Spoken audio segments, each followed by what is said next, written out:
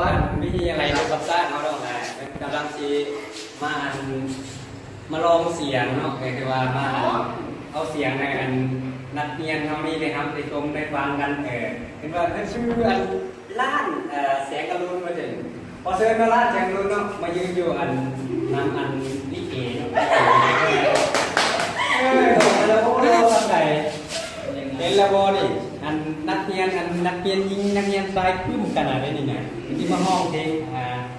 นี่อย่างก็ให้เรือใบสาอ้าวจัดการนะลูกน้องดนตรีฮัสตาต่อไปก็ทำส่วนใดนะฟังที่บอกตรงนี้เขามีให้ทุกอย่างที่พ่อแม่น้องต้องการแต่ไอ้นั้นมีให้เพียงหัวใจเขามีเบิดทุกสิ่งเป็นที่พักพิงให้เจ้าอาศัยคนจนคือไอ้ต้องยอมอีกครั้งเดินมาไอ้สิหา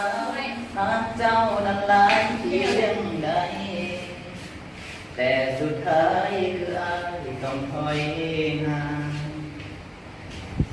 แม้นว่าไอ้สิเก็บไอ้ก็สิเก็บเอาไว้ลำพัง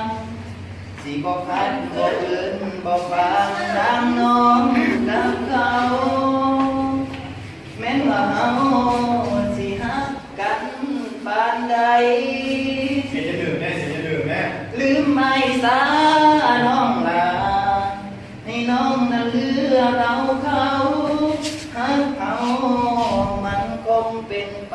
บ่ได้ทิมไม่สาน้องลาไออยากให้น้องต